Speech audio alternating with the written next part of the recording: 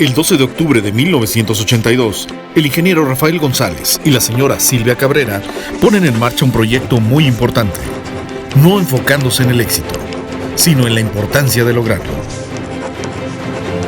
Así, cada paso, incluso los más pequeños, se vuelven victorias que forjan los cimientos de Desego.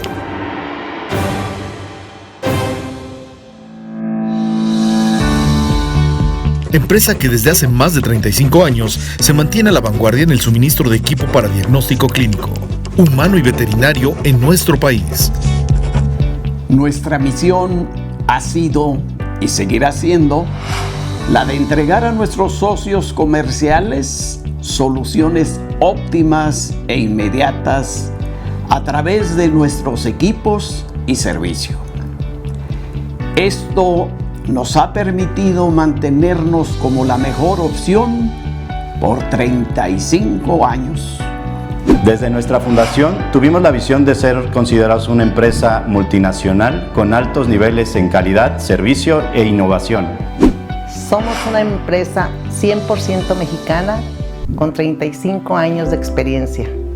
El trabajo continuo, nuestra calidad y la gran aceptación de nuestros clientes nos han llevado a posicionarnos como líderes y distribuidores exclusivos en equipos y reactivos en el sector de diagnóstico clínico, humano y veterinario en México y ahora Centroamérica. Gracias a nuestros altos estándares de calidad, representamos varias marcas internacionales como son Control Lab, Kit Lab, Optisum, iChroma, Skyla, QuickVet, entre muchas otras. Satisfacemos las necesidades técnicas más exigentes de todos nuestros clientes, que nos han brindado su confianza, siempre con el compromiso de innovar, crear y proporcionar las herramientas que permiten la eficiencia en el servicio de diagnóstico clínico. En Desego somos una empresa fuerte, consolidada y estable, que busca siempre el crecimiento mutuo, en donde un selecto equipo de profesionales buscan proporcionar a nuestros clientes una amplia línea de productos que crece día con día, marcando la pauta en tecnología de punta para su laboratorio. Siempre preocupados por satisfacer las necesidades de nuestros clientes, en Desego contamos con la bodega más grande de equipo y reactivos para laboratorio en nuestro país. Además de un excelente servicio, con técnicos especializados y una amplia experiencia. No vendemos equipos de laboratorio. Proveemos las herramientas que marcan la diferencia en el trabajo de diagnóstico clínico. Para Desego, la tranquilidad y seguridad de nuestros clientes es primordial. Por ello, contamos con el mejor servicio postventa, ofreciendo una alta disponibilidad de piezas, refacciones y servicio con ingenieros especializados. Nuestras sucursales en Ciudad de México, Guadalajara, Mérida y Monterrey, además de nuestro corporativo en la ciudad de Morelia, nos permite una distribución que optimiza los tiempos de entrega y costos, además de brindar una atención personalizada, justo como la que usted necesita. Acercar la tecnología a todos los niveles sociales a través del sector salud en nuestro país es un compromiso que asumimos desde nuestra fundación. Contribuimos a crear un mejor México en materia del diagnóstico técnico para la salud. Muy buenas tardes tengan todos ustedes. Les damos la más cordial bienvenida a nuestro webinar, un vistazo a las variables no glicémicas que afectan los resultados de HbA1c. Para continuar con nuestro webinar, les daremos a conocer sobre la trayectoria del químico farmacobiólogo y maestro de ciencias químicas Abel Suárez Castro. Licenciatura en Químico-Farmacobiología en la Universidad Michoacana de San Nicolás de Hidalgo, egresado en 2007. En 2016 realizó una maestría en misma universidad. En cuanto a la producción científica que ha realizado, en 2016 realizó un artículo y en 2015 un reporte técnico. Ha participado en diferentes congresos, tanto nacionales como internacionales. Ha participado de igual manera en diferentes ponencias en congresos y sesiones médicas. Finalmente, les comento que al término de nuestro webinar se les hará llegar un código QR y un link que será enviado mediante el chat, los cuales los llevarán directo a realizar una encuesta, la cual nos servirá para poderles hacer llegar las memorias de nuestro webinar. Sin más preámbulos, les dejo con el químico Abel, esperando que disfruten de este webinar que preparamos para ustedes. Vistazo, ¿no? Que requieren.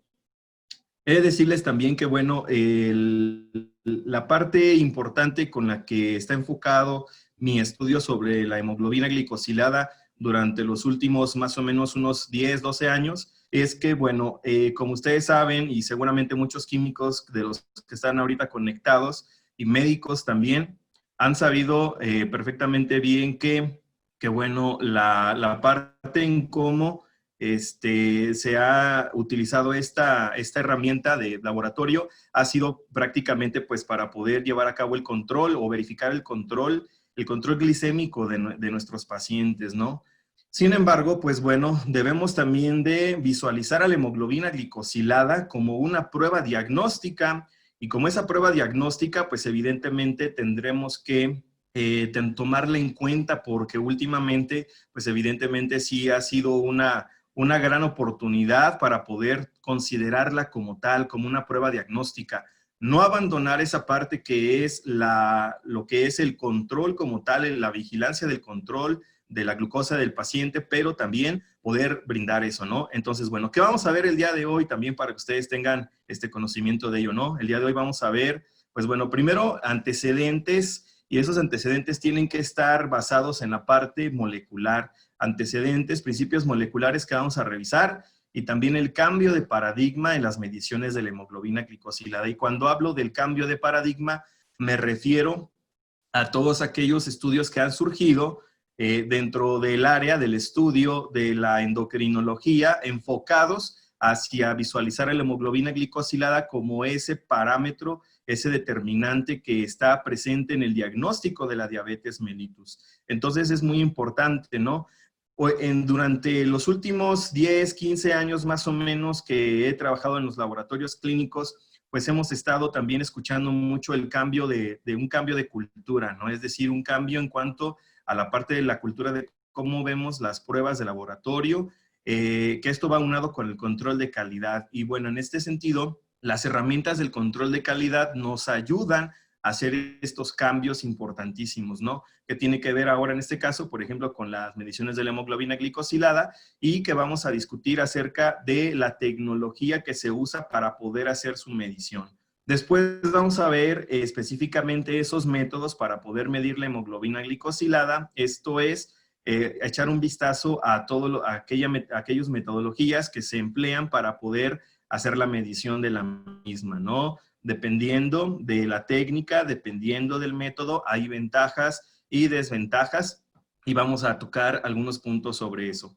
También vamos a hablar sobre la estandarización en la medición de la hemoglobina glicosilada, y en ese sentido va muy relacionado a encender las alarmas para todos nosotros en el laboratorio, porque debemos de llevar a cabo pues en este caso una conciencia directamente en cuanto a cómo reporto los resultados. Y en ese sentido también en lo que hemos tratado de hacer desde el laboratorio, por ejemplo, es también hacer la conciencia en el médico para que pueda también saber, primero leer los resultados y después interpretarlos, porque dependiendo de la estandarización que se ha hecho en los últimos años sobre la medición de la hemoglobina glicosilada, ha quedado un poquito fuera aquel paradigma que era solamente tenerla como un marcador de seguimiento y control de nivel glicémico. Y que bueno, evidentemente ahora pues nos presenta esta oportunidad, ¿no? De que sea un marcador para poder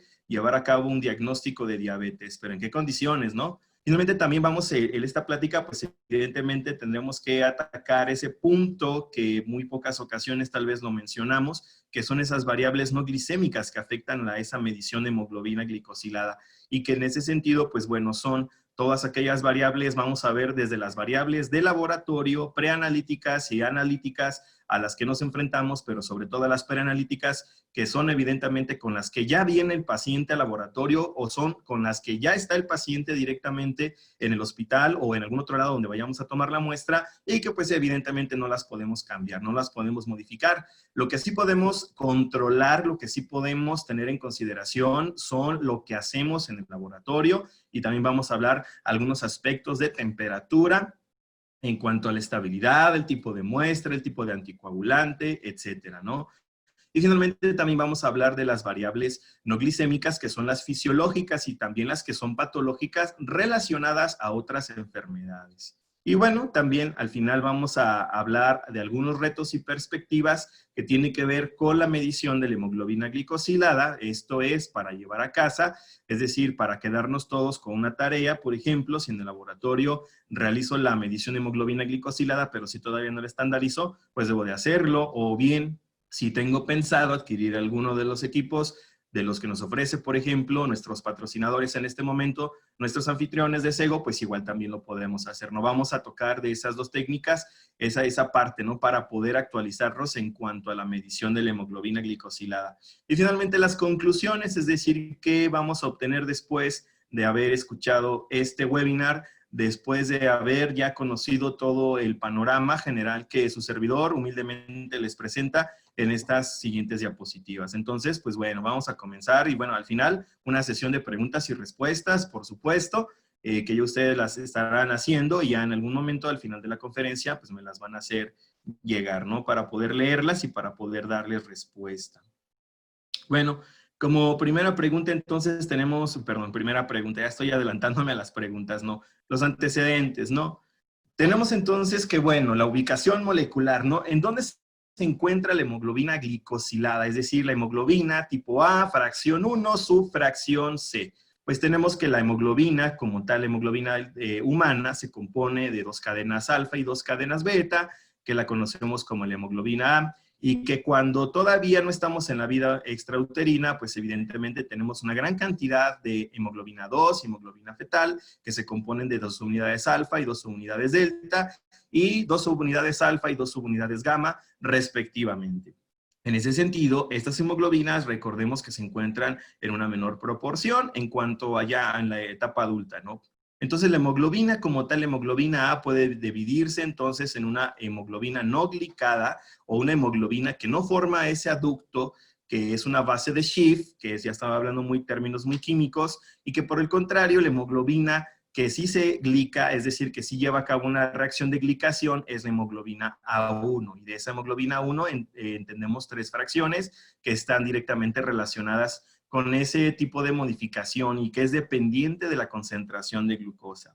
En esta diapositiva vemos, por ejemplo, lo que es, como tal, una descripción cristalográfica del sitio de unión de la glucosa con los aminoácidos, en este caso con una valina, y el sitio de unión.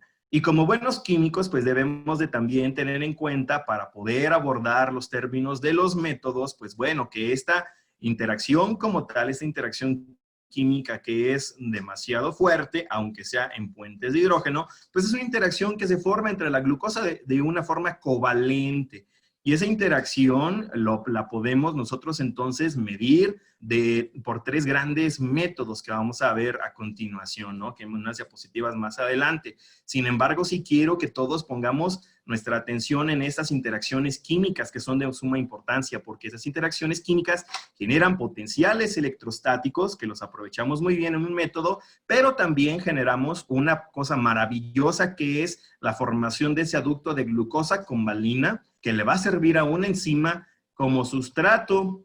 Y finalmente también podemos tener en consideración química, pues un epítope que se forma de la unión de la glucosa con los aminoácidos de valina y que puede ser reconocida por un anticuerpo monoclonal, ¿no? Entonces, esta diapositiva la considero de suma importancia. Nosotros como químicos no nos olvidemos de nuestra esencia como tal de entender las cosas que hemos aprendido poco a poco a lo largo de nuestro camino, no solamente como químicos clínicos, sino que también debemos de entender los principios fundamentales que son los principios moleculares. Entonces, atendiendo ya un poco más aterrizando a esta reacción, entonces, la glicación de la hemoglobina A1, la fracción C, pues es una reacción bioquímica de tipo no enzimático. Y bueno, esto es muy raro en cuanto a la forma en cómo los seres vivos incorporan algunos metabolitos o algunas otras moléculas o fragmentos moleculares hacia sus estructuras químicas, como por ejemplo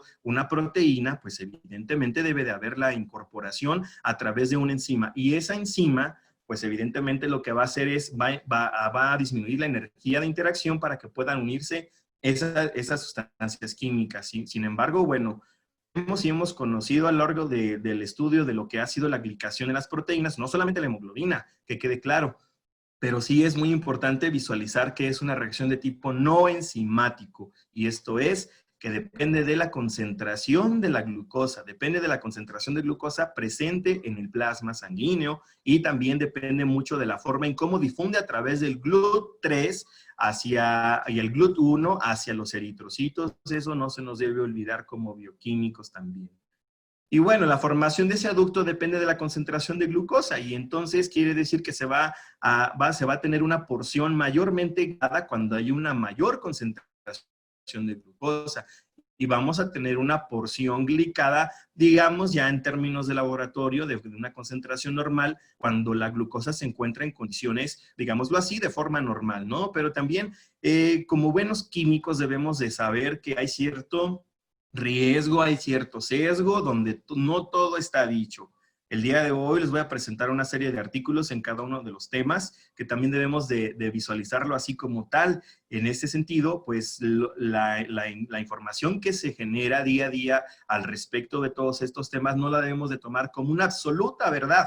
¿Por qué? Porque evidentemente hasta los mejores métodos como el HPLC, evidentemente que vamos a hablar de la estandarización y cómo se desarrolla eso, pues también tienen su margen de error, pero sobre todo también tienen su coeficiente de variación, perdón. Y en ese sentido, evidentemente que no hay nada absolutamente dicho en cuanto a la forma de determinar la hemoglobina glicosilada directamente con las concentraciones de glucosa. Para eso está el médico, para que pueda interpretar el resultado. Nosotros debemos asegurarnos de hacer bien el trabajo, de hacer bien las cosas en el laboratorio, y en este caso, pues bueno, lo que tenemos que entender es que el punto de partida es eso, ¿no? El supuesto es que si tengo una concentración elevada de glucosa durante los últimos 3 meses, pues voy a tener una hemoglobina glicosilada en una mayor proporción, un mayor porcentaje. Y bueno, el aducto químico entonces que se forma es ese compuesto muy estable. ¿Por qué? Porque forma una interacción covalente con una valina de las beta-globinas que depende únicamente del pH intraeritrocitario. Ese es también muy importante. Dentro de los amortiguadores en cuanto a los eritrocitos, pues tenemos los amortiguadores de fosfato y también de proteínas, por supuesto, como el de la hemoglobina. Y el pH al cual se encuentra entonces interactuando esa reacción, pues es sumamente importante porque es lo que le permite como tal a la glucosa quedar pegadito a la valina y jamás separarse, ¿verdad? Y bueno, también así lo hace para otras proteínas, ¿no? Y bueno, esta es una forma de cómo estudiamos entonces ya ese tipo de interacciones de tipo covalentes, y también al principio, fíjense, al inicio de la reacción, cuando tenemos una concentración dada de glucosa con la hemoglobina, pues hay un mecanismo desconocido por el cual, en este caso, la constante de Michaelis-Menten, que nos acordamos un poco de lo que son la cinética enzimática y lo que son las reacciones de ligando-receptor, o en este caso, sustrato a lo que se le va a pegar, en este caso la glucosa es el sustrato, y finalmente, bueno, la hemoglobina como tal le va a presentar esa porción de un grupo amino a partir de un aminoácido de valina, y bueno, esa interacción o esa proximidad va a hacer entonces que se formen dos cosas, de forma reversible, por supuesto, pero fíjense, el desplazamiento de la ley de acción de masas hace entonces que ese aducto vaya directamente a la formación de los productos, que es una aldimina, que es una base de Schiff, y que esa base de Schiff es clásica, esa la estudiamos en los cursos de química orgánica, y esa base de Schiff como tal es característica porque en el momento en que encuentra las condiciones apropiadas, llega una reacción irreversible que la convierte en un aducto, y ese aducto lo describió un químico de apellido Amadori, que en este caso así lo conocemos como el aducto de Amadori, que es lo que medimos en el laboratorio, el aducto de Amadori. Esta reacción como tal es muy importante porque es una reacción de tipo no reversible, y eso condena absolutamente a la glucosa, o no sé si la glucosa o la valina, ya no sé a cuál de las dos, pero sí, condena a ambas para que ya no se vayan ya no vaya a romperse su interacción. Y entonces, para fines prácticos, los productos de glicación, que es una glicación avanzada, pues terminan generando esas beta-globinas en sus aminoácidos de valina que quedan glicados y que quedan completos y son muy estables, y eso es lo que debemos de aprovechar bastante porque en el laboratorio los podemos medir y finalmente y al final de cuentas también podemos generar, en este caso, pues también otro tipo de pruebas que vamos a hablar de una de ellas que seguro estoy que todos ya conocemos aquí, que es la reacción de la fructosamina, porque también podemos medir ese tipo de proteínas que han sido glicadas. Entonces, como tal, estas dos fases en cuanto a la forma de cómo se une la glucosa hacia los aminoácidos de valina en su grupo amino terminal de las cadenas beta-globinas hace entonces que tengamos una hemoglobina glicosilada totalmente estable.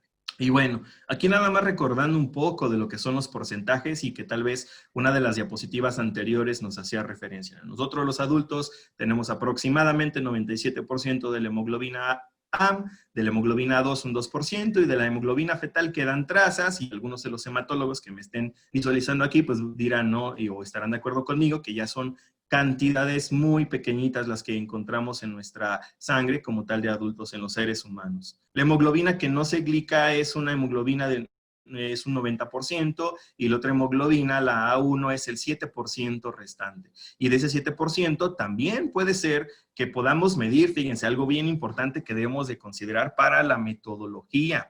Cuando hablamos entonces de la medición de la hemoglobina A1C, que es aproximadamente un 6% o menos de ese 6%, ¿verdad? Ya hablando en términos clínicos, digamos el valor normal, menos del 6%, tenemos entonces que en el laboratorio podemos estar midiendo también la hemoglobina A1 y la hemoglobina A1B, que son cantidades muy pequeñitas, por supuesto, pero que si tal vez nuestro control de calidad o si nuestro coeficiente de variación en la medición no es el adecuado o bien el porcentaje de error es muy elevado, pues evidentemente puede ser que estemos reportando los porcentajes de la hemoglobina A1 y la hemoglobina A1A, perdón, y A1B junto con los de la hemoglobina A1C. Que bueno, eso habíamos ya visto por ahí más o menos entre el año 2007 y el año 2009, que algunos de los laboratorios fuimos sometidos por algunos endocrinólogos, sobre todo, bueno, en el primer laboratorio donde estuve laborando, los endocrinólogos al paciente lo mandaban al laboratorio A y después al laboratorio B y después al laboratorio C.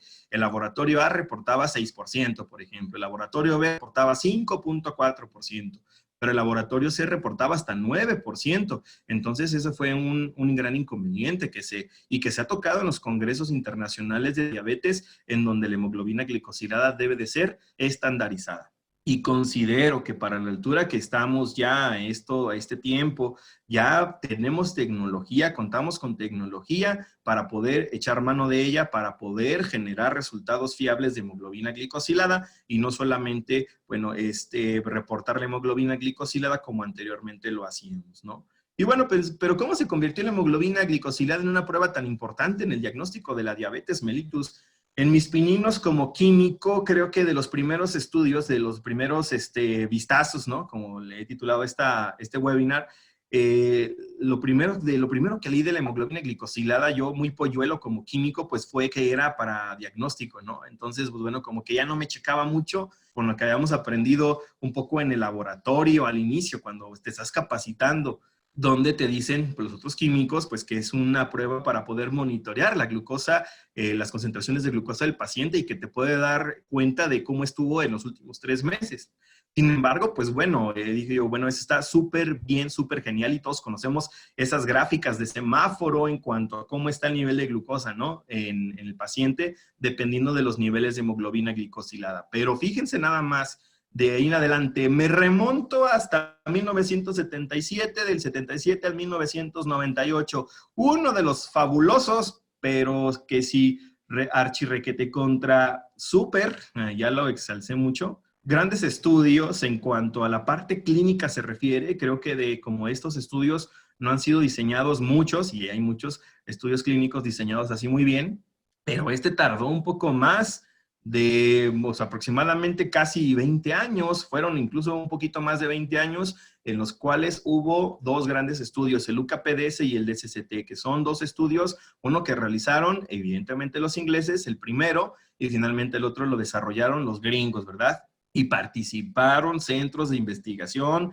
tanto gringos como ingleses, pero también diversificaron todo su estudio a lo largo y ancho del planeta, ¿no? Donde pudieron también tener una participación.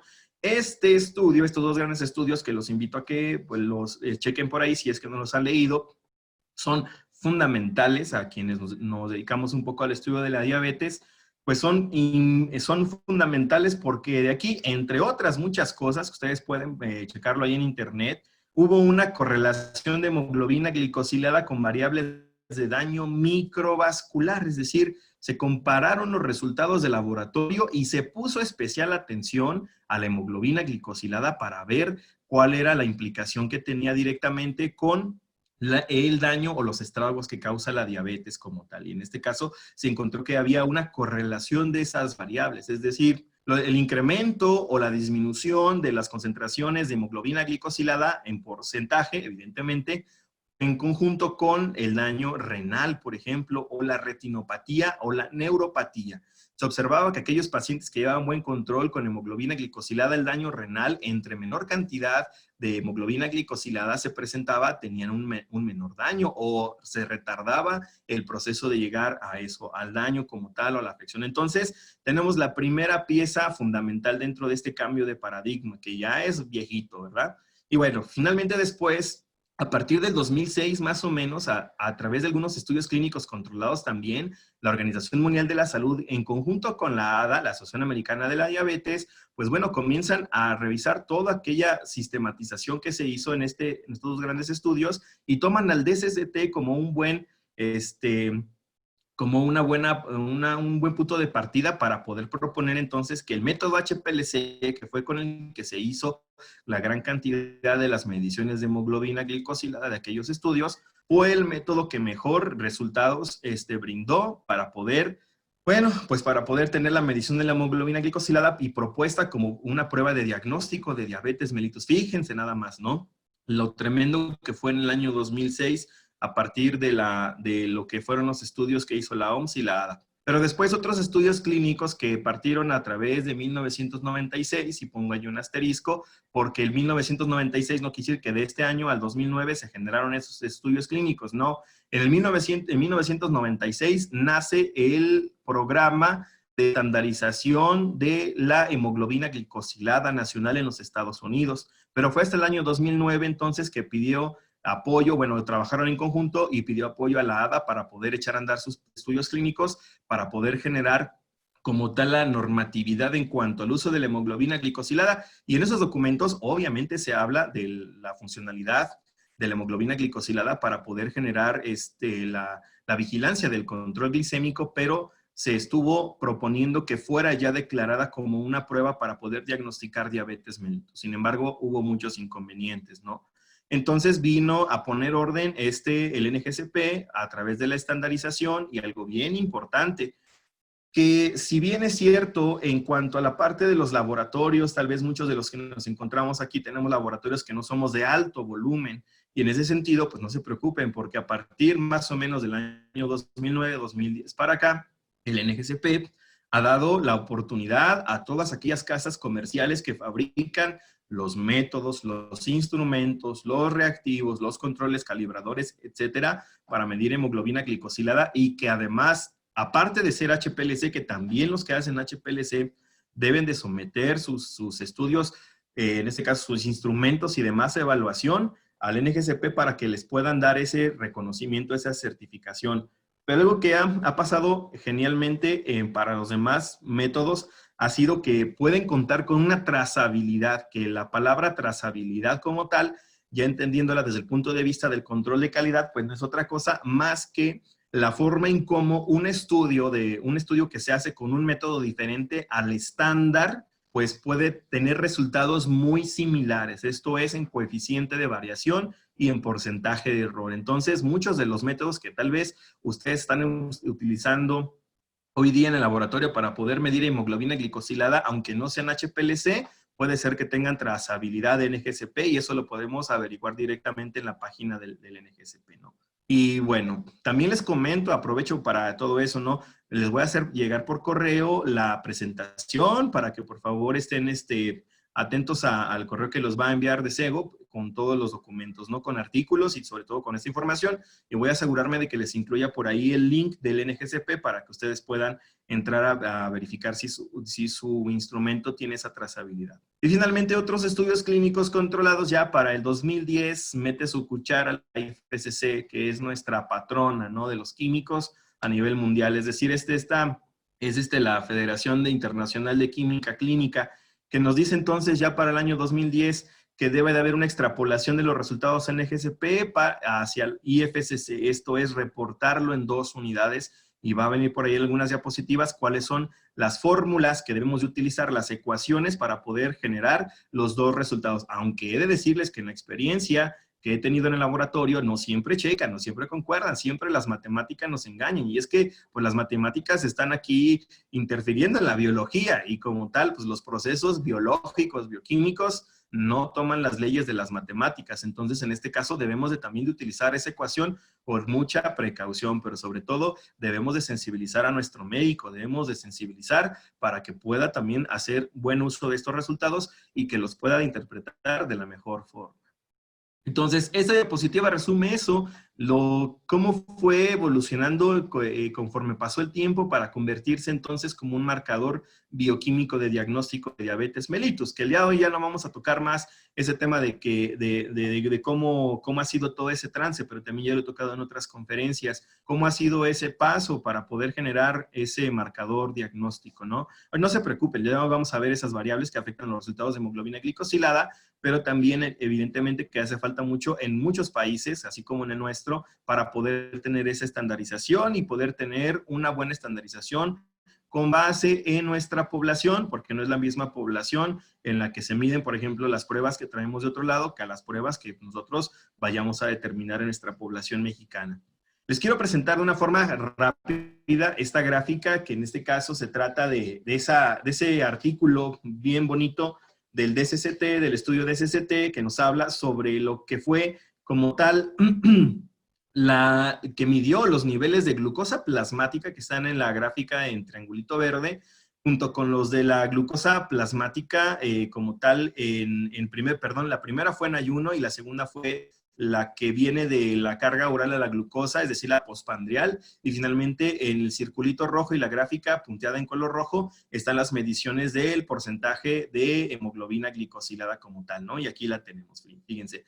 En el eje de las el eje de las Y tenemos el porcentaje de retinopatía, que es una de las complicaciones como tal de la diabetes mellitus. Y fíjense entonces que, por ejemplo, a los niveles de 70 miligramos por decilitro de glucosa en glucosa plasmática en ayuno, y al 38 miligramos más o menos de glucosa plasmática a las 2 horas, se observaba un nivel de hemoglobina glicosilada por HPLC de 3.4 puntos porcentuales. Y así la gráfica va avanzando, ¿no? Pero fíjense cómo comienzan a tener cierta variación, pero la hemoglobina glicosilada se mantiene ahí muy de cerca de las otras 2 gráficas.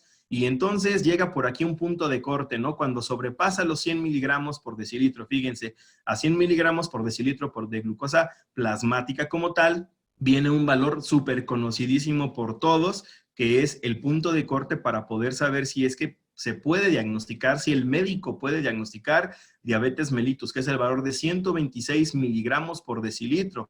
Y en este caso, bueno, eso ya cuando está en ayuno, cuando está más de ese valor, quiere decir que puede haber ya como tal un diagnóstico de diabetes mellitus con otros, tomando en cuenta otros factores de riesgo, pero sobre todo también tomando en cuenta otras mediciones clínicas, no solamente las de laboratorio, y he de ser claro, ¿no? Como siempre he sido claro en mis pláticas, y es esa, que el médico tiene la última palabra, que es el que toma la última decisión, ¿no? Y finalmente la hemoglobina glicosilada a este punto de corte fue de 5.3 puntos porcentuales. Pero fíjense, vamos a avanzar un poquito más hasta acá, hasta el valor de glucosa plasmática de 116 miligramos. Hay 185 miligramos de glucosa plasmática post carga de glucosa 2 horas después, y finalmente, fíjense, el nivel de hemoglobina glicosilada es de 6 puntos porcentuales, ¿no? Esto fue realizado durante todo ese estudio de intervención que duró un poco más de 10 años a una gran cantidad de personas con diabetes mellitus. Y finalmente, fíjense que ya la concentración de lo que es glucosa plasmática en ayuno, glucosa 2 horas poscarga de oral de glucosa y los niveles de hemoglobina glicosilada fueron muy similares y se comportaron de una forma muy similar. Entonces, pues los endocrinólogos y los patólogos americanos dijeron, bueno, pues si estamos viendo que los niveles de hemoglobina glicosilada pueden ser muy equiparables con nosotros, pues ¿por qué no mejor apostarle a realizar pruebas de hemoglobina glicosilada, tomando muchas consideraciones, pero también tomando en consideración y en la conciencia que se ocupan muchísimos más estudios en el futuro y que ya se han desarrollado después de 1993 y que todavía falta por desarrollarse más para tomar como tal a la hemoglobina glicosilada como un determinante en diagnóstico de diabetes mellitus. Pero bueno, aquí ya nada más para no dejar pasar esto e irme a otros temas, pues he de decir, ¿no? El inconveniente que ha habido, por ejemplo, en nuestro país es los altos costos del HPLC, los altos costos en cuanto a los reactivos. Me acuerdo la primera vez que yo manejé un HPLC en el laboratorio, y hace algunos años,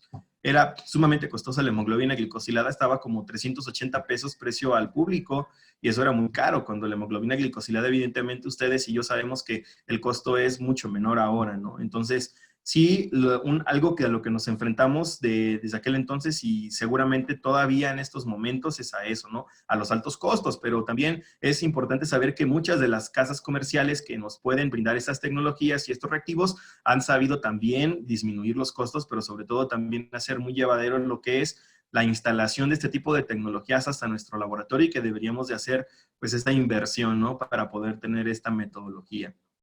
Ya nada más para terminar con esta parte de los antecedentes, ¿qué importancia le da la Asociación Americana de la Diabetes a través de su documento anual que publica cada enero de cada año? Estos son los criterios diagnósticos de diabetes para el año 2020, es decir, para este año. No han cambiado en absoluto, sigue siendo la glucosa plasmática en ayuno más o igual a 126 miligramos en ayuno, que es el consumo calórico, al menos, no consumo calórico, perdón, en al menos 8 horas. Esto viene de estos grandes estudios y que la OMS nos dicta ese tiempo en horas. Pero sobre todo aquí tal vez lo que falta adicionar a esta tabla es que debe ser en 2 ocasiones repetidas más los datos clínicos del paciente, ¿no? Que eso pues, le corresponde al médico. O bien puede ser la glucosa postprandial 2 horas con una carga oral de glucosa de 75 gramos de glucosa anhidra. Aquí lo he puesto así como viene en la guía de una forma muy general. Sabemos que en mujer embarazada es diferente la concentración, perdón, la carga de glucosa, que es 100 gramos, o también puede ser el test de Sullivan o otras pruebas que sabemos que pueden ser a una menor cantidad de glucosa administrada, pero es mayor o igual a 200 miligramos. O bien, y lo he resaltado, fíjense, lo que es la ADA a través del Diabetes Care nos propone que sea hemoglobina glicosilada del punto de corte para diagnóstico de diabetes mellitus mayor o igual de 6.5 puntos porcentuales o bien 48 milimoles por mol. Y esta prueba debe ser determinada en un laboratorio, eso sí nos dice clarito, que tenga o que utilice métodos con trazabilidad. Fíjense, para el 2020 esto ya es súper fenomenal. ¿Por qué? Porque ya nos abre la posibilidad a todos los laboratorios de utilizar el HPLC o bien utilizar los métodos que tengan esa trazabilidad de SST que vienen del NGSP, es decir, todos aquellos que han sido aprobados para que puedan comercializarse de esa forma, ¿no? O bien en pacientes con síndromes clásicos y sin glucosa, y su glucosa aleatoria, es decir, sin ayuno, que si una glucosa así como va pasando por el laboratorio, si se la quiere determinar, bueno, con indicación médica también debe de ser, es mayor o igual a 200 miligramos por decilitro como tal, ¿no? Y bueno, estos son de la parte como tal, también un buen sustento que debemos de tener nosotros como químicos para poder tomarnos de ahí, para poder hacer nuestra actualización en cuanto a la medición de hemoglobina glicosilada. Vamos ahora a los métodos de la medición de hemoglobina glicosilada. Fíjense, las metodologías entonces para medirlas se dividen en 2 grandes grupos, ¿no? Que es una la que es de separación y la otra la de afinidad química. La de separación, pues bueno, es por diferencia de carga eléctrica. Esto ya en el video que estaban ustedes observando al inicio, antes de que comenzara aquí la conferencia, pues bueno, sabemos que este tipo de proteínas tienen esa carga eléctrica y que cuando se forma el aducto de Amadori, pues bueno, tiene una cierta región de corrimiento o tiene una cierta región de cómo avanza a través de una columna, que en este caso es forzada a través de una corriente eléctrica, ¿no? Junto con un eluente. Entonces tenemos por diferencias de carga, el HPLC de intercambio, en este caso es de intercambio iónico, la electroforesis por capilaridad y la cromatografía por afinidad, que son conocidas también en otros escenarios como las de columna de resina de intercambio iónico, que es lo mismo, ¿no? Por la parte de la afinidad química, también que es en este caso lo que me apasiona estudiar, son las interacciones químicas de moléculas pequeñitas con sus adductos muy grandotes, pues son los inmunensayos que habíamos comentado hace rato, a través de la determinación de la reacción antígeno-anticuerpo, y finalmente los ensayos enzimáticos, que son aquellas de las pruebas también súper fabulosas que nos ayudan a entender cómo es esa incorporación del sustrato con, en este caso, con lo que va a unirse, ¿no? Aunque no haya una enzima como tal. Y finalmente, bueno, la estandarización IFSC tiene para todos, ¿no? La estandarización por la Federación Internacional de Química Clínica lo que hace es vigilar a todos estos métodos que ahora se nos ofertan y que compramos nosotros como químicos para poder medir la hemoglobina glicosilada. Aquí está una tabla comparativa en cuanto al método de medición, que son los tres, el HPLC, los inmunensayos y el enzimático. Ya no voy a hablar de los aspectos moleculares, eso ya pasó. Pero fíjense, de la parte del procedimiento, ¿no? Entonces, en el HPLC hay un intercambio iónico en la columna. Esto es, nos acordamos de nuestras clases de instrumental, de química instrumental, en este caso la cromatografía. Y para ser directos con la cromatografía, pues se ocupan dos cosas, ¿no? En columnas. Se ocupa una columna donde está la fase sólida o la fase estacionaria, y en el otro, por otro lado, ocupamos una fase móvil, que es la fase de los eluentes, es decir, los reactivos que nos ayudan a mezclarse con una hemoglobina, con unos eritrocitos ya lisados y con una hemoglobina libre para que puedan tener un corrimiento a través de la columna, ¿no? Entonces, la medición se basa en el área bajo la curva del pico de la hemoglobina glicosilada, que vamos a ver en un cromatograma en siguientes diapositivas. Las ventajas, pues evidentemente, pues es la mejor, ha sido la de elección como un método estándar en NGCP-DSST. El menor porcentaje que muestra es de porcentaje de errores de menos del 3% y el coeficiente de variación menos del 0.3%, ¿no? Pero bueno, evidentemente, la forma de cómo se fabrican este tipo de dispositivos, pues ha hecho que el NGCP pues remonte lo que es los datos importantes de control de calidad. Es decir, es llevar al límite máximo el porcentaje de error por debajo de 5% y el coeficiente de variación por debajo del 3%. Aunque fíjense que aquí los resultados del HPLC pues están mucho por debajo de eso, ¿no? Las desventajas es que, bueno, muestras provenientes de pacientes con trastornos de hemoglobina, por ejemplo, talasemia, pues también a veces pueden dar falsas elevaciones en cuanto a la prueba, ¿no? Pero poco a poquito han sido mejorados estas metodologías para poder generar algo que se le llama resolución, que en este caso algunos equipos, como por ejemplo el equipo TOSO, que tiene ese tipo de resolución, es decir, nos puede diferenciar perfectamente bien entre dos hemoglobinas para que no se vayan a mezclar. Los inmunensayos que también he tenido yo esta oportunidad de utilizar este tipo de técnica, pues bueno, se basan en la reacción antígeno-anticuerpo, que es un anticuerpo monoclonal contra la glucosa unida al aminoácido de valina, de 5 a 10 aminoácidos hacia adentro de la cadena beta de la hemoglobina. Es decir, también la parte de la inmunología se ha dedicado a la fabricación de anticuerpos monoclonales que nos ayudan a detectar ese adducto y algunos otros de los aminoácidos hacia el interior de la hemoglobina, ¿no?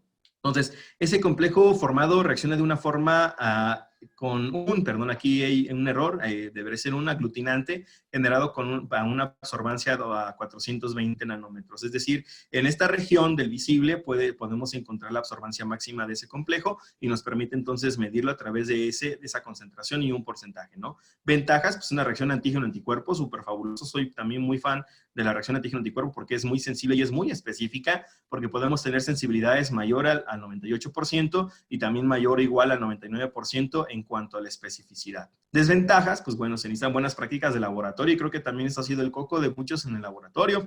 Evidentemente, cuando vamos dominando la pipeta, ya no solamente como revólver, sino que en este caso, pues vamos dominando la pipeta para poder hacer buen uso de la técnica, de tenerla primero calibrada, por supuesto, pero después también saber pipetear, saber vaciar el contenido de los reactivos en una cubetita de reacción para poder llevarla a cabo, ¿no? Y bueno, eso los equipos automatizados también nos han tenido grandes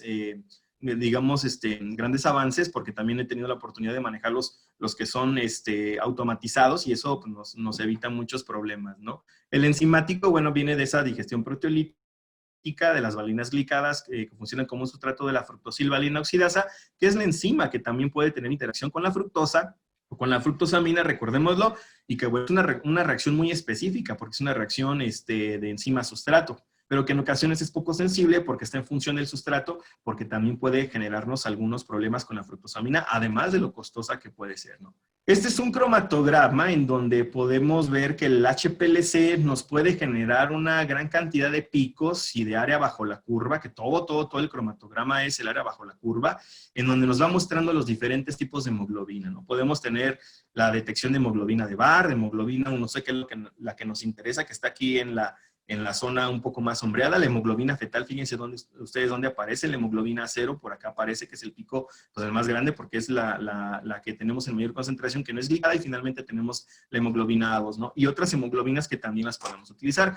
Y ya para no detenerme en otras diapositivas, porque luego me voy a comer mucho el tiempo hablando de eso, porque también soy súper fan del estudio de otro tipo de hemoglobinopatías. Generalmente estos no se recomienda que se hagan a través del estudio del cromatograma de HPLC para hemoglobina glicosilada. ¿Por qué? Porque eso debe ser con una electroforesis de proteínas y es en otros escenarios. Es con una metodología que tiene otras variaciones y que evidentemente aquí no nos resulta tan efectivo, ¿no? Y eso también hay que dejarlo para la parte de hematología, para poder desarrollarlas. Pero en el momento que también nosotros tengamos un cromatograma y que, por ejemplo, los equipos como el TOSO, que es en este caso el que voy a hablar ahorita, si nos presenta este tipo de picos donde podemos observar otras hemoglobinas en cuanto a las hemoglobinopatías, pues bueno, no vamos a reportar ningún resultado porque no es una electroforesis de proteínas, pero sí podemos comentarle al médico que, bueno, en nuestro cromatograma han salido esas señales y que deben ser analizadas con otros métodos, ¿no? Y que lo revise el hematólogo. Y bueno, pues aquí está el cromatograma clásico de HPLC. ¿Cómo está compuesto? Bueno, debo de decirles que, bueno, en cuanto a la experiencia que he tenido para leer los cromatogramas, este es el clásico que me ha tocado leer directamente en el laboratorio, trabajando, y fíjense, pues se compone de varias partecitas. El primero es la absorbancia en nanómetros. En este caso he utilizado, por ejemplo, algunas técnicas de HPLC de las primeras que salieron, miden absorbancia. Hoy día es muy fácil poder saber que en el eje de las Y nos presentan este tipo de instrumentos, pues lo que es una concentración porcentual de hemoglobina como tal.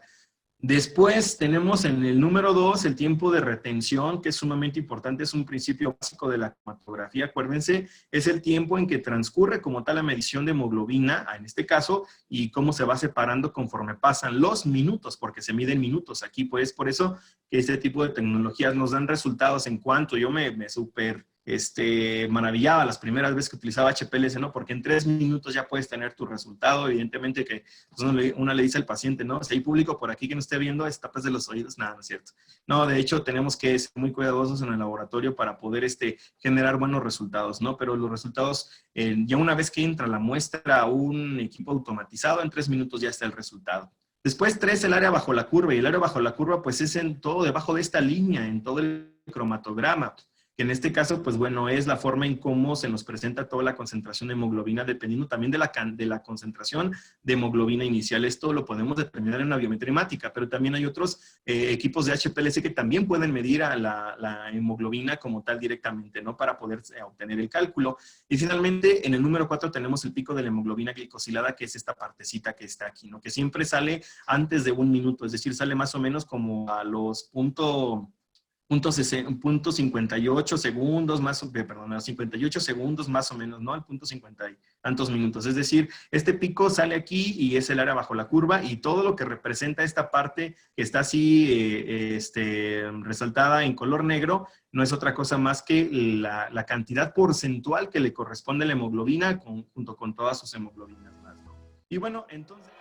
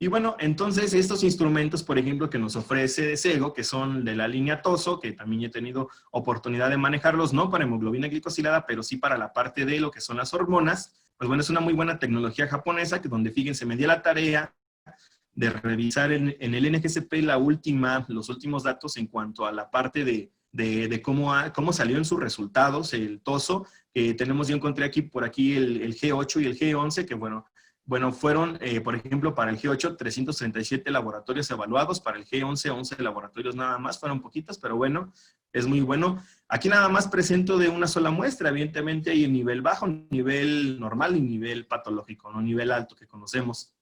La media aquí de esta muestra es de 5.25 y el rango es de 5.21 a 5.29. Para ambos equipos fueron muy buenos resultados, pero el primero, la media, tuvo 5.28, es decir, cayó dentro del margen, y el otro fue de 5.20, un poquito abajo, ¿no? Y bueno, el porcentaje de error pues fue muy bajito, de 0.05, y el otro menos 0.05, pero siguen siendo muy buenos resultados.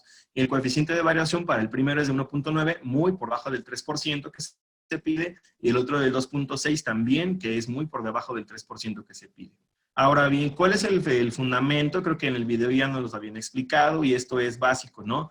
Tenemos la estación primero de lo que son la fase de inyección de la muestra, ¿no? Hay un inyector de la muestra y después tenemos una bomba que mezcla a 3 reactivos. En este caso van a ser los reactivos el guisante, el buffer y finalmente pues otros reactivos que tienen que ver con la afinidad para el aducto para que se separe por cargas eléctricas, ¿no? La columna como tal entonces de intercambio iónico, pues bueno, se separa la hemoglobina con base en sus diferentes cargas eléctricas y finalmente hay una detección a 415 nanómetros, que también ocupa este principio de absorbancia, y finalmente se genera el cromatograma que es interpretado por una computadora, ¿no? Aquí tenemos la forma en cómo se calcula como tal el porcentaje de hemoglobina glicosilada, que es medir como tal el área de la hemoglobina glicosilada comparado con todo el área bajo la curva de toda la hemoglobina, en este caso todos los picos de que salen en el cromatograma multiplicado por 100, ¿no? Pero bueno, en este caso se presenta aquí como tal la fórmula, la ecuación, pero ya los resultados en el TOSO salen en automático, ¿no? Y les presento aquí esta parte, ¿no? En principio de cuentas, el cromatograma que nos presenta el TOSO entonces es pues los datos de identificación, ¿no? ¿Qué equipo es, la fecha, etcétera, la identificación en cuanto al número del paciente, y algo bien importante, bien interesante que considero como químico, es que también nos muestra los datos de la curva de calibración y nos muestra también los datos de control de calidad, ¿no? Y finalmente, bueno, aquí como tal se especifican otras cuestiones ya muy técnicas que tienen que ver con la parte de ingeniería y la parte del software. Y finalmente, bueno, la trazabilidad de los reactivos también aquí nos indica cuáles son sus fechas de caducidad, cuándo se comenzó a utilizar el reactivo, porque es muy importante, porque si no movemos mucho las pruebas, evidentemente que podemos ir teniendo un deterioro de los reactivos, que bueno, en este caso, conforme avanza más la tecnología, son mucho más estables y el TOSO no dudo que tenga una estabilidad extraordinaria, ¿no? Aquí vienen ahora sí como tal los resultados, que son las fracciones, en este caso la hemoglobina fetal A1, A1B, la otra hemoglobinas, hemoglobina A1C, la hemoglobina que nos interesa como tal, ¿no? Y aquí viene, por ejemplo, el porcentaje de cada una de las hemoglobinas, viene también el porcentaje, el tiempo de retención de cada una de ellas y el área bajo la curva que le corresponde, ¿no? Y aquí finalmente el área total, que son estos datos con los que se ocupan para la formulita para poder calcularle. Ya como tal, fíjense, una maravilla del TOSO es que nos presenta los resultados en sus dos versiones, la trazabilidad de NGCP de, por ejemplo, en este caso 4.77%, y es también fabuloso que nos lo dé con otro decimal, aunque bueno, no sé si al médico le haga sentido esto, pero bueno, hay que reportarlo así, y finalmente los datos de IFSC, que es del 28.7%, milimoles por mol, que en este caso ya están, digamos, estandarizado el método al IFSC, ¿no? Y bueno, es el cromatograma. Y bueno, creo que de esta tecnología es sumamente, para terminar con esta parte, ¿no? Es sumamente fabulosa, pero sobre todo es muy importante que apuntemos a realizarla, ¿no? Y bueno, inmunoensayos, fluorescencia, en este caso el equipo iChroma, que también he tenido experiencia en realizar algunas de las pruebas, y no solamente hemoglobina glicosilada, también hemos procesado dímero D, el BNP, también se pueden procesar hormonas, etcétera. ¿Por qué? Porque utiliza los principios básicos de la reacción antígeno-anticuerpo, que en este caso es a través de estas esferitas que son aglutinantes, que en este caso puede ser también látex. En la icroma se ocupan otras partículas diferentes, que no recuerdo bien ahorita cuáles son, pero bueno, se lleva a cabo esa incorporación del antígeno, reacción antígeno-anticuerpo, y que forma esos complejos que pueden ser leídos directamente a través de la fluorescencia, y que evidentemente también el icroma ha sido sometido a algunos de las mediciones y comparado con otros equipos. Por ejemplo, esta gráfica que nos presenta aquí es la comparación del icroma en porcentaje de hemoglobina glicosilada como tal medida en comparación con el método que tiene que ver con el cobas Integra 800 en también su porcentaje de trazabilidad de NGSP, que en este caso también utiliza un método de lo que es un inmunoensayo, el TINA-Quant, que es el que también utilizamos en el laboratorio, ¿no? Entonces aquí está lo que es la regresión lineal, está el coeficiente de Pearson, es de 0.98, que dice que se acerca mucho al 1, en este caso, pues bueno, es un coeficiente del que le debemos hacer mucho caso. ¿Por qué? Porque este es el que nos dice qué tanta correlación tienen las dos mediciones, y es sumamente importante y es muy grande. 200 pruebas que se hicieron. Bueno, en cuanto a la forma en cómo se compara entonces las mediciones del icroma con este tipo de ensayos, pues bueno, ahí en el NGSP es que dice el porcentaje de errores de menos 0.08 y el coeficiente de variaciones de 2.4, también son muy buenos, pero el HPLC pues le lleva mucho la ventaja, ¿no? Y bueno, consideraciones importantes para poder medir la hemoglobina glicosilada, ¿no? Es un parámetro longitudinal, pero también es un parámetro muy variable. Y ese parámetro, como buenos químicos y como buenos biólogos, también debemos de saber que la biología tiene muchas variaciones y aquí no hay nada ya dictado como absoluto, ¿no? La determinación preferiblemente debe ser en días cercanos a la consulta médica, es decir, que sea reciente, y se debe determinar en un laboratorio que cuente con los métodos trazables a NGSP y FSC, ¿no? Y bueno, por otro lado, también quiero hablarles de la fructosamina, porque también es otro método que ha emergido en los últimos años también para poder compararlo con la medición de la hemoglobina glicosilada. Y también he de decirles que la fructosamina no es para diagnóstico de diabetes, pero sí es para poder monitorear el control metabólico de la diabetes mellitus. Y la fructosamina nos ofrece una ventaja, y esa ventaja es que nos es útil para poder vigilar el control metabólico del paciente de las últimas 3 semanas previas a la determinación, ¿no? En este caso, pues bueno, es lo mismo, ¿no? Aquí como tal la imagen se muestra una proteína cualquiera, no solamente la hemoglobina, también la albúmina. Cuando se une con la glucosa en el plasma sanguíneo, también, bueno, es una reacción que depende mucho de esta concentración de glucosa, que también es de forma no enzimática. Se forma la base de Schiff, se forma el aducto y finalmente se forma la fructosamina, que la podemos determinar en el laboratorio. Y quise traerles esta tablita que también considero importante porque ya tiene bastante tiempo la fructosamina queriendo echarle la competencia a la hemoglobina glicosilada. Sin embargo, pues bueno, se ha quedado hasta este momento, ¿no? Como una forma de poder vigilar el control metabólico del paciente con diabetes mellitus.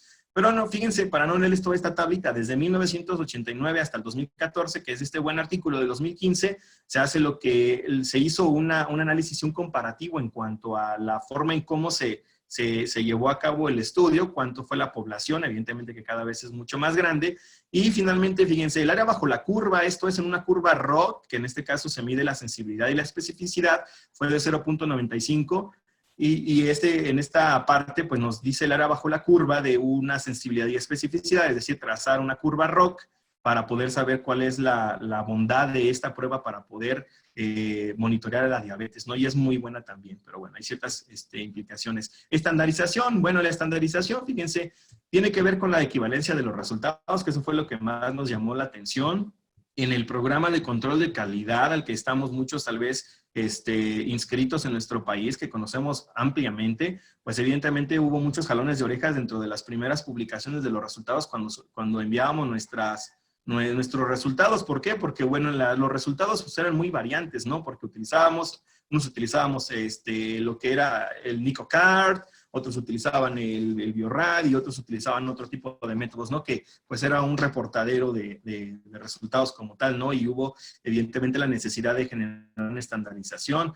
Pero bueno, esa equivalencia de los resultados viene dado de la calibración de lo que utilizamos en el laboratorio, tomando como método de referencia el HPLC, armonización. Armonización, que es con base en el estudio de SCT para correlacionar el nivel de hemoglobina glicosilada con el daño en los tejidos. Eso ya le corresponde al médico, ¿no? Es decir, la armonización como tal debe de interpretarle el médico. La trazabilidad, es decir, que nuestro método tenga esa validación para los resultados de HPLC, y finalmente el consenso es que hay un reporte de unidades y lo debemos reportar en dos.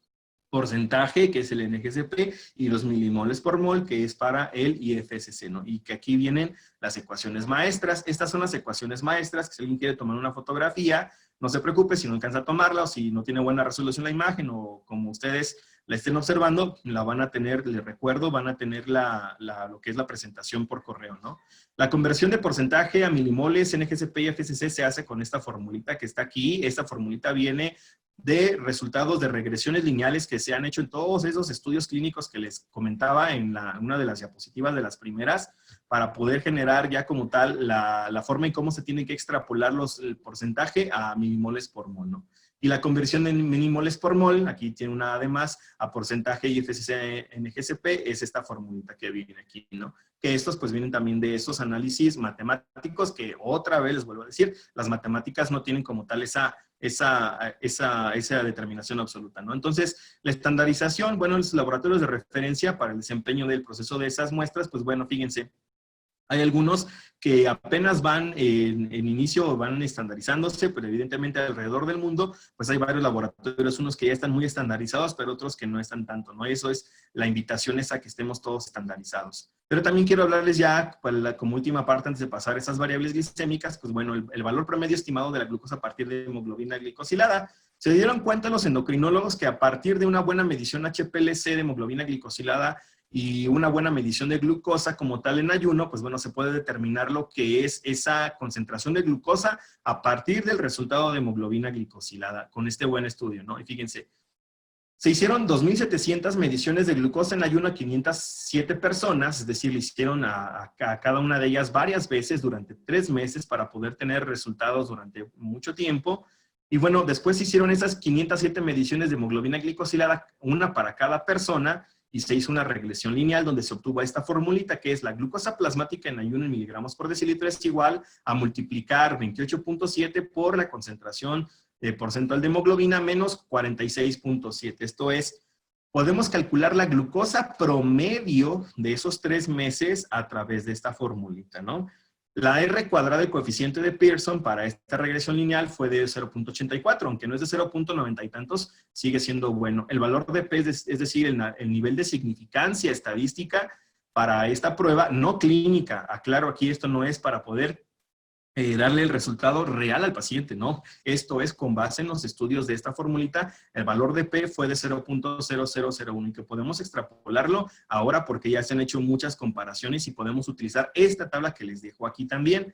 Según el nivel de hemoglobina glicosilada porcentual, que va desde el 5 hasta el 12%, es aproximadamente el nivel, fíjense, la E quiere decir estimado, el nivel calculado. Y nosotros ahorita en el laboratorio le reportamos al médico, le reportamos al endocrinólogo los dos valores, porque también muchos nos lo piden, porque eso también les puede dar cuenta a ellos cómo es que ha estado en promedio la glucosa durante los últimos 3 meses. Me voy a centrar aquí al valor del 6% de hemoglobina glicosilada.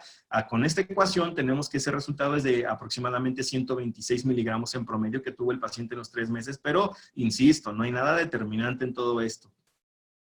Variables no glicémicas, fíjense, esos factores que interfieren en la medición, pues bueno, son de diferente índole, ¿no? Aquí los he tratado como infrecuentes, poco frecuentes y frecuentes, ¿no? Infrecuentes, hemoglobina S, hemoglobina C, hemoglobina E, hemoglobina D, por ejemplo, ¿no? Que son las hemoglobinopatías, talasemias, drepanocitosis, etcétera, y otras que me falten, ¿no?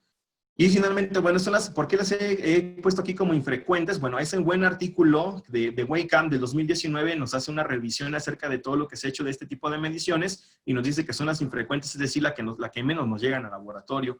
Poco frecuentes, por ejemplo, hemoglobina fetal, eso también hay que aclararlo, que en la parte genética también, no soy experto en la parte genética de hemoglobinas, pero sí estoy seguro que una parte pequeña tal vez de la población puede expresar el gen de hemoglobina fetal, que pues evidentemente, bueno, no sé qué implicaciones tenga clínicas, pero sí es importante saber que puede estar presente como tal en la población, ¿no? Frecuentes, ahí les va, eso sí nos compete a nosotros. Imprecisión e inexactitud, es decir, errores sistemáticos y errores aleatorios que podemos cometer en el laboratorio a través de los métodos de medición, ¿no? Por ejemplo, la afinidad por el boronato, que hace rato utilicé el nombre del equipo del NicoCard, por ejemplo, que también nos daba ese tipo de métodos, ¿no? La afinidad por el boronato y la reflectancia como tal. Y bueno, esas son algunas de las frecuentes, es decir, lo que tenemos que controlar en el laboratorio. Otros factores que afectan la interpretación de resultados es hemoglobina glicosilada disminuida, porque tiene un tiempo de vida media reducida. Esto es muy raro, pero también se puede dar que el adulto tienda a ya terminar la unión con las valinas porque pues, cambia la temperatura, cambia el pH, etcétera. Anemia hemolítica es otro, hemorragia aguda también es otro de los factores importantísimos y esos creo que ya son un poco más frecuentes. Bueno, la anemia hemolítica no tanto, pero la hemorragia aguda sí, esa la podemos ver en diferentes ejemplos, ¿no? Un sangrado de tubo digestivo, puede ser también lo que es la menstruación, etcétera. Hemoglobina debajo de 7 gramos por decilitro. Aquí enciendan sus alarmas químicos y bueno, eso creo que nos ha quedado claro, ¿no? Había una regla en el laboratorio cuando utilizábamos HPLC, pero también ahorita en el laboratorio que utilizamos el TINAQuant y evidentemente que es también con los demás métodos y esto lo dice también el NGCP, que es no medir la hemoglobina glicosilada si el paciente presenta hemoglobina menor de 7 gramos por decilitro.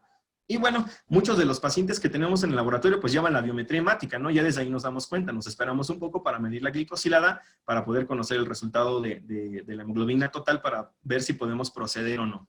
En el caso de que sea menos de 7, evidentemente una muestra directamente la podemos visualizar al momento de mover nuestro tubo con EDTA y si la vemos pues pálida y si la vemos descolorida, la vemos así raquítica, pues sabemos que va a tener una cantidad de hemoglobina muy pequeña, ¿no? Evidentemente hay que tener eso muy, muy en cuenta. Anemias por deficiencia de hierro, que también eso se llega a presentar bastante, con bastante frecuencia.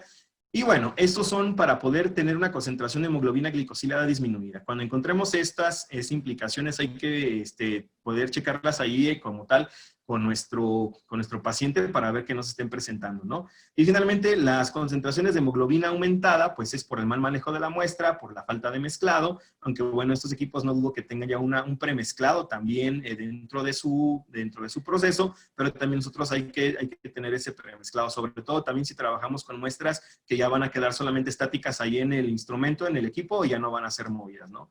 Y otra puede ser también la hemoconcentración, puede ser debido a otros factores con los que ya viene el paciente, ¿no? Y bueno, otras variables no glicémicas que afectan esa medición, pues bueno, el tipo de muestra, bueno, el efecto sobre la hemoglobina glicosilada, pues bueno, aparentemente ninguno, pero también puede ser que sea por un anticoagulante, ¿no? Y en este caso, bueno, el comentario es que debe de hacerse la hemoglobina glicosilada, lo más recomendable es utilizar el anticoagulante EDTA.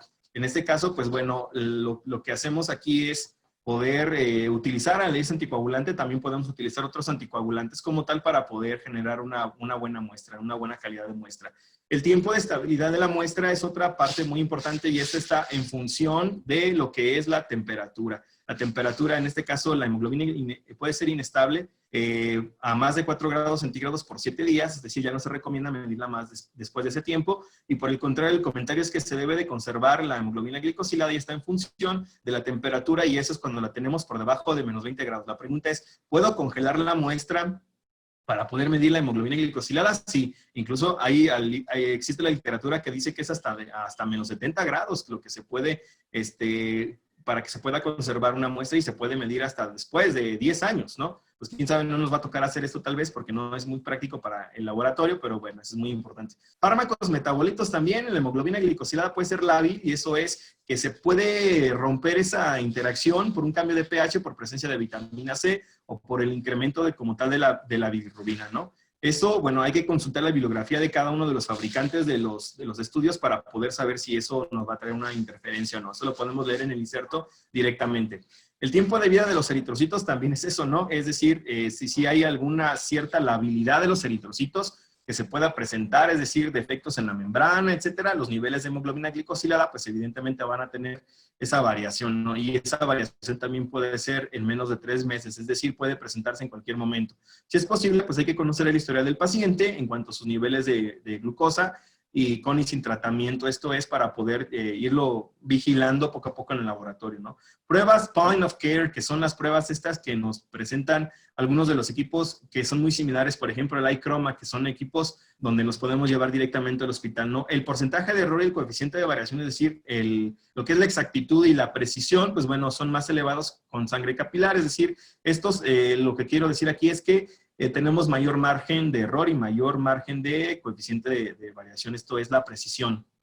Y bueno, se recomienda solamente la investigación y en una monitorización de campo a los pacientes que no pueden tener acceso al laboratorio o que no están directamente en el hospital, ¿no? Esto se hace en investigaciones en algunas partes del mundo en donde no se cuenta con instalaciones para poder tener este tipo de mediciones, ¿no?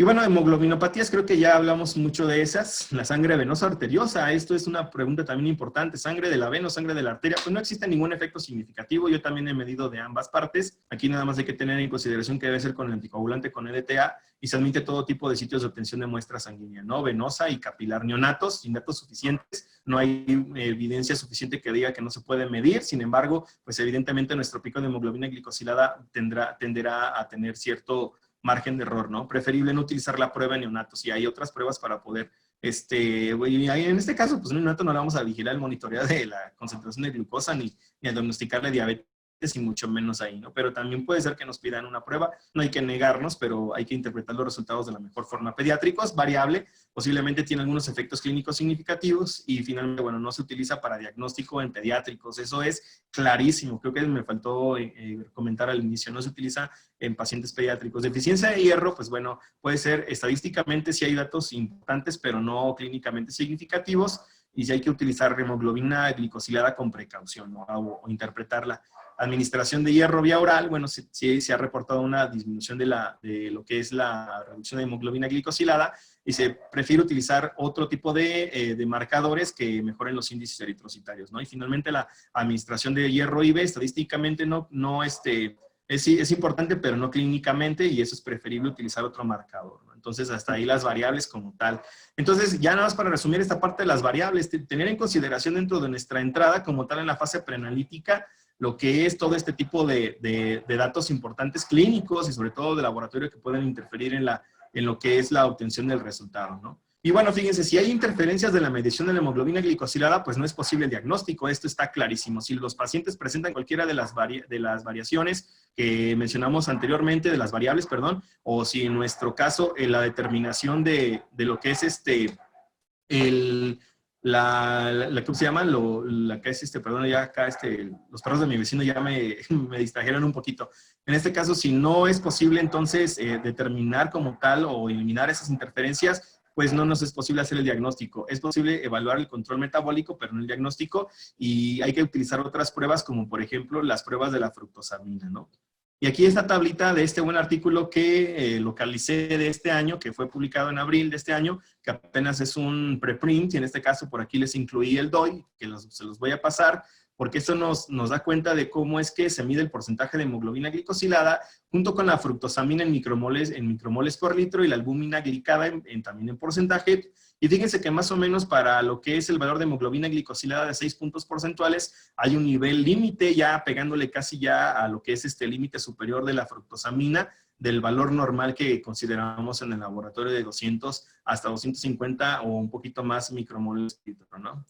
Y bueno, finalmente, bueno, las variables no glicémicas también en muchas ocasiones no es ideal para todas las poblaciones de pacientes. La fructosamina, la albúmina glicada, perdón, también pueden ser auxiliares para monitorear el control metabólico de diabetes, pero no para su diagnóstico, ¿no?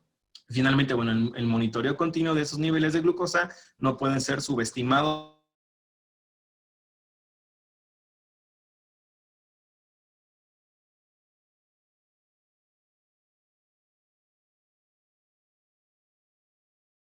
esto, endocrinólogo también para poder controlar al paciente, pero algo bien importante que no debemos de dejar pasar es que pues debemos de considerar que la medición de la glucosa capilar debe de estar siempre por delante también de estas pruebas, ¿no? O debe ser importante. Y bueno, existe la idea de estudiar otros diferentes tipos de poblaciones con diabetes mellitus para validar esa utilidad de otros marcadores diferentes, ¿no? Retos y perspectivas, ya casi para cerrar, fíjense, algo importante, ¿no? Capacitación continua sobre hemoglobina glicosilada. Los invito a que sigamos leyendo, a que nos sigamos preparando sobre estos temas, porque es muy importante, ¿no? Y también en las demás pruebas de laboratorio, por supuesto, pero ahorita estamos hablando de esta que es importantísima. Al actualizar los métodos de laboratorio en cuanto a la medición de hemoglobina glicosilada, esto es, no importa que no sea el HPLC, pero sí hay que poder pues tener esa perspectiva de poder adquirir metodología HPLC para poder tener esa medición y poder dar un resultado que le pueda ayudar al médico a que diagnostique como tal a su paciente con diabetes mellitus, ¿no? Finalmente, bueno, realizar investigación con la población propia, esto también es algo que nos ha faltado tal vez en el laboratorio clínico, que ahí, pues yo como buen estudiante ahorita de doctorado, la parte de la investigación está sobre de mí, y bueno, también es importantísimo realizar e incentivar también a los químicos, a los compañeros para hacer investigación para poder tener los resultados propios, ¿no? Y comparar los diferentes marcadores glicados para poder monitorear el control metabólico de la diabetes mellitus, y esto es a realizar fructosamina, o no es necesario realizarla como tal de forma mandatoria, puesto que los endocrinólogos ubican perfectamente bien la hemoglobina glicosilada y no tanto la fructosamina, pero tenemos que tenerla en cuenta como tal, ¿no? Ya para terminar las conclusiones, fíjense, pues bueno, primero la importancia de la realización de hemoglobina glicosilada en apoyo al diagnóstico de diabetes mellitus, ¿no? Quito el dedo del renglón, ¿no? No nos olvidemos que sí sirve para monitorear cómo ha ido el paciente, evolucionando y controlándose en niveles de glucosa, pero también debemos de apostar porque tengamos metodología HPLC o una estandarización en EGCP para poder generar ese diagnóstico, ¿no? Ese apoyo al médico. Considerar si el método que utilizo actualmente, cuál es su porcentaje de error, su coeficiente de variación, hay que considerarlo, hay que medirlo, eso es una inversión para poder hacer mediciones estadísticas en cuanto a control de calidad, pero eso nos va a ayudar también a estar seguros de lo que estamos haciendo, ¿no?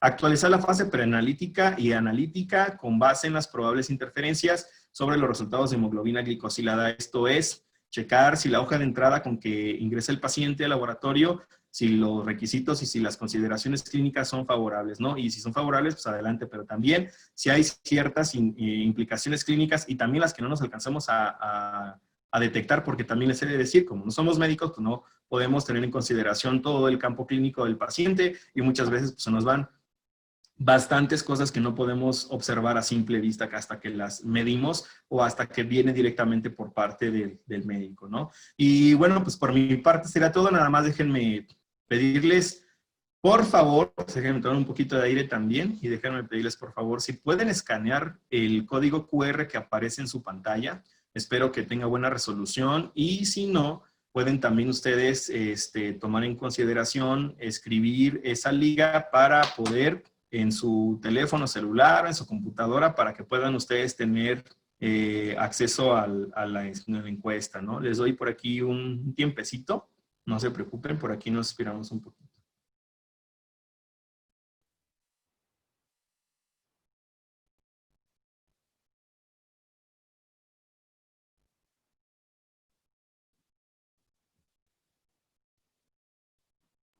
Sí, gracias, Químico. Tenemos por ahí algunas preguntas. Sí. Igual estamos por mandárselas aquí al WhatsApp para que usted nos pueda apoyar en contestar. Sí, claro, Químico, gracias. Un segundo.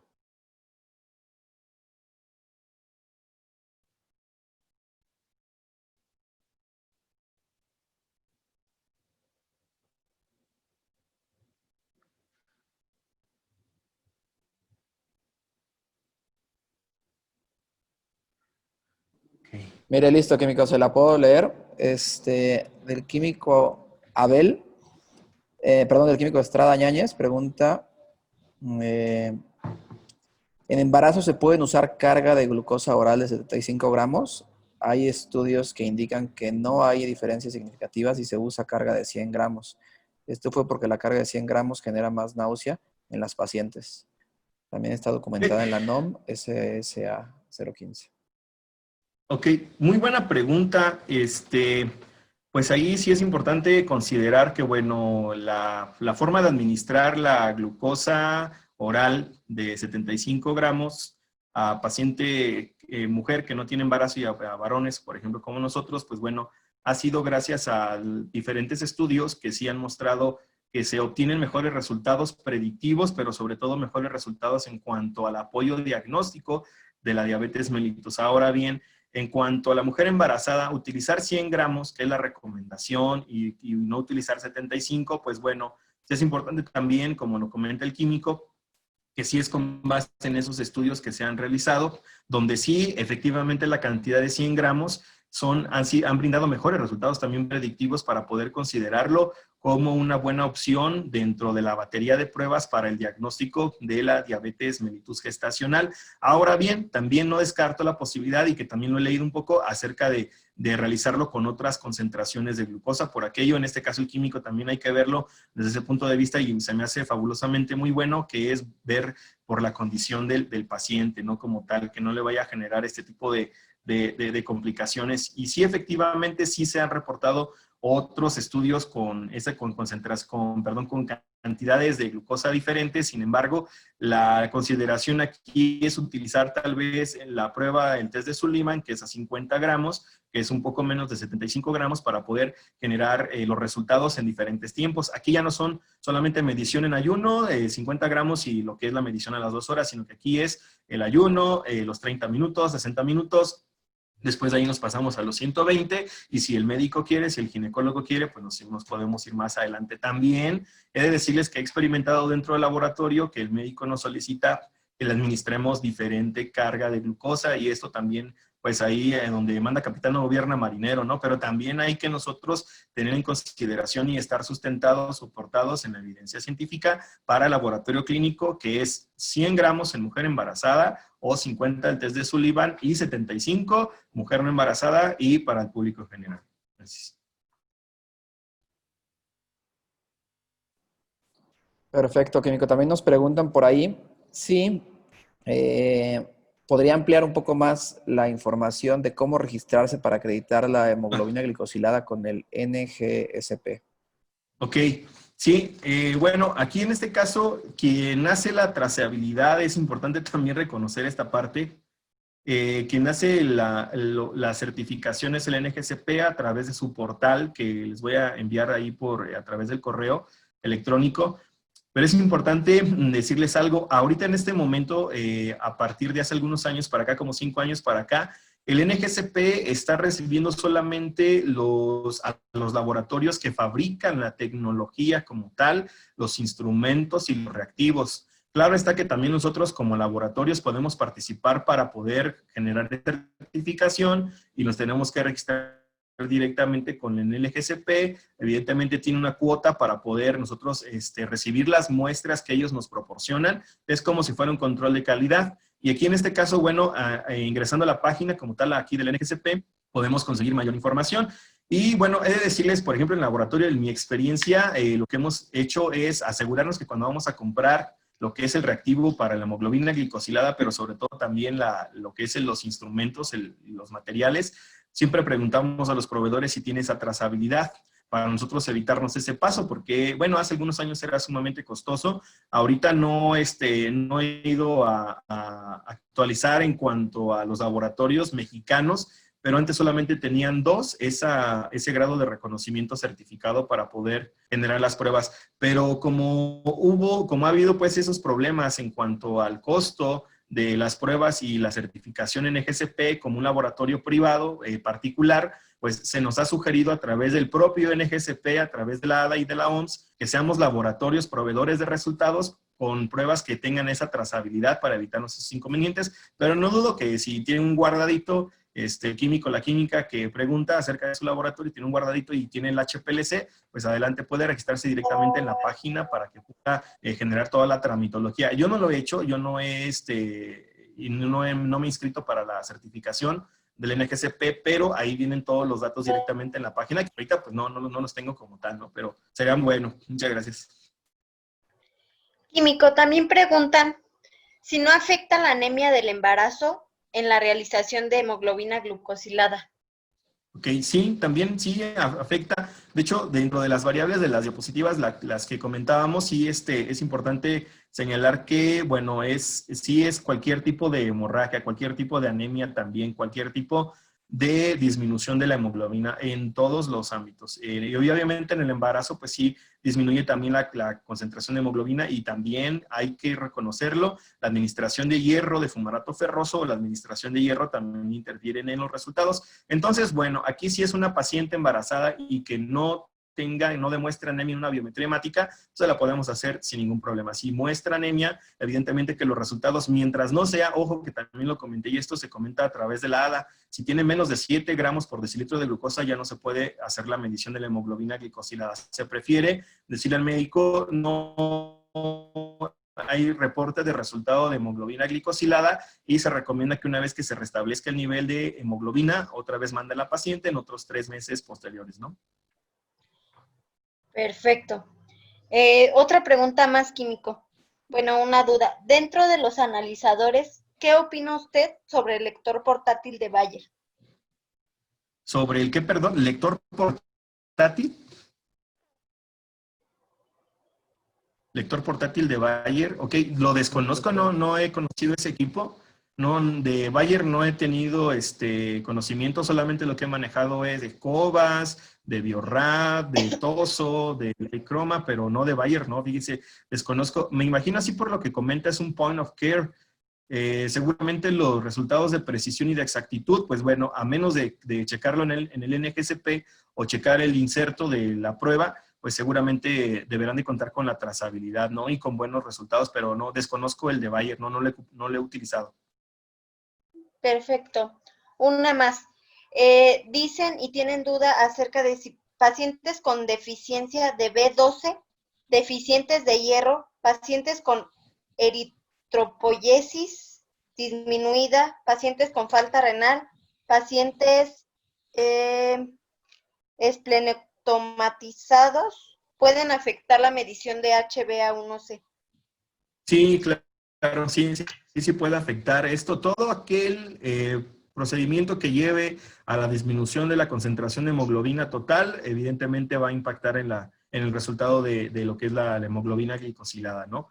Y bueno, para ampliar un poco más la respuesta, puede ser también importante e interesante mencionar lo que es la forma de control de calidad y el rechazo de la muestra para poder realizarla. Si tiene estas implicaciones clínicas como tal el paciente, debemos de, pues primero, evitar la realización de la prueba, y a menos de que el médico pues no sea insistente en la medición, pues debemos de hacerla, pero también hay que comentarle cuánto fue el nivel de hemoglobina total. Y por ahí recuerdo, para poder salvar este dato, es decir, para poder generar resultados como si fueran corregidos, anteriormente, bueno, también conocí lo que fue la columna de intercambio iónico, la resina de intercambio iónico, y había por ahí algunas ecuacioncitas que en algunas ocasiones, las primeras conferencias de las que hablaba yo sobre hemoglobina glicosilada, me decían las químicas, ¿no? Las químicas y los químicos también, que ya tienen mucho conocimiento y mucho camino al respecto, más que yo en aquel momento, y me ponían aprietos porque yo no conocía muchas de las ecuaciones que se utilizaban para poder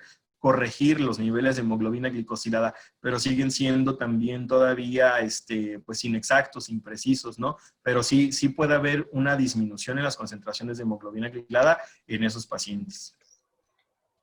Perfecto. Últimas 2 preguntas nada más.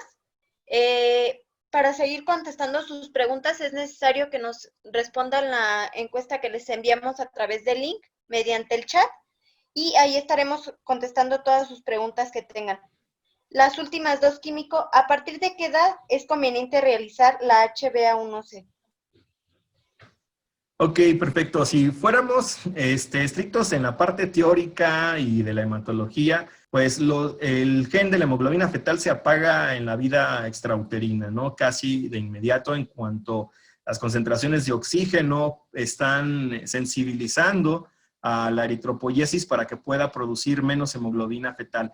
Teóricamente se podría medir desde ahí, pero algo bien importante, la forma en cómo se hace bueno, tiene que ver con la funcionalidad de la prueba. ¿Para qué se utiliza la prueba?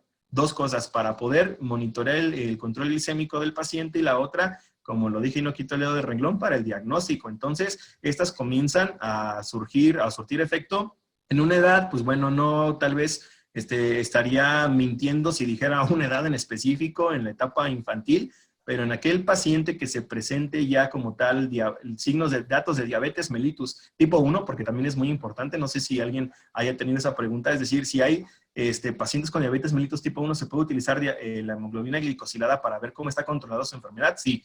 Si se puede hacer para diagnóstico, bueno, hay muy pocos estudios para poder tener una respuesta que diga que sí. Sin embargo, puede ser en cualquier momento de la edad en la cual se presenten los datos clínicos de diabetes mellitus. Y esto es más o menos 12 años, 15 años, que es aproximadamente esa etapa, ¿no? Creo que también habrá pacientitos que presenten diabetes mellitus antes de los 10 años de edad, pero también es muy cierto que no es recomendado medirlo en pediátricos como lo había escrito ahí en la tabla, ¿sí?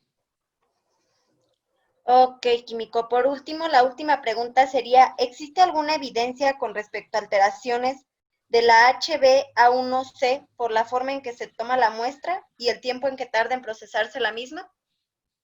Sí, sí hay algunas evidencias y de hecho ahorita me vino a mi mente un librito del doctor Brambilla en cuanto a lo que es sus datos de control de calidad, que en este caso son muy buenos y sí se comenta que la forma en cómo se toma la muestra puede afectar a la hemoglobina glicosilada, además de otras pruebas, ¿no? También recuerdo mucho en mis pinimos de laboratorio cuando no dejaba que el alcohol en lo que es la zona de lo que es la asepsia para la venopunción, pues que se evaporara por completo y puede generar hemólisis, y sí puede generarse la hemólisis. La forma en cómo se obtiene la muestra, si se obtiene con dificultad, si se obtiene con un calibre de una aguja muy, muy delgada, que yo creo que nadie de nosotros, de los que estamos aquí, lo vamos a hacer, pero puede dar el caso. La forma en cómo se deposita en el tubo de EDTA también puede interferir. Y ahora bien, la parte de la estabilidad, ¿no? Lo que es el transporte de la muestra, como tal, por ejemplo, las variables que están en contacto, el transporte de la muestra no la afecta, la temperatura, bueno, a temperatura ambiente durante todo un día, y que no la dejemos ahí, por ejemplo, si vamos a tomar la muestra en nuestro automóvil o que la lleve el mensajero en la moto y que la traiga ahí a la intemperie todo el día en el calorón, en el solazo, pues ahí sí la va a afectar, ¿no? Pero a una temperatura ambiente templada, más o menos a unos 23 grados, llegando a los 25, es muy estable durante todo el día. Ahora bien, si la muestra la vamos a procesar al día siguiente, podemos dejar el tubo directamente en el refrigerador de 2 a 4 grados en refrigeración o a 8 grados máximo, y la muestra va a ser todavía muy buena para poder medirla al día siguiente. Y ya para poder, bueno, esto ya estoy hablando de la parte de investigación, ¿no? Para poder congelar las muestras, y esas tardan mucho tiempo, ¿no? Perfecto, químico. Pues creo que sería todo de nuestra parte.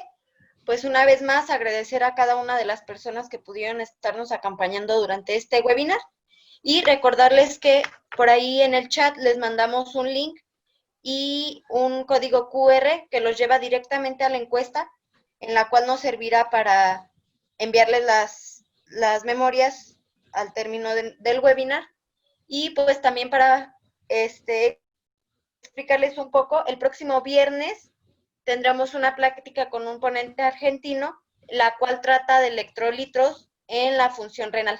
Será a la misma hora para quien pueda acompañarnos, y pues con esto terminaríamos nuestro webinar el día de hoy.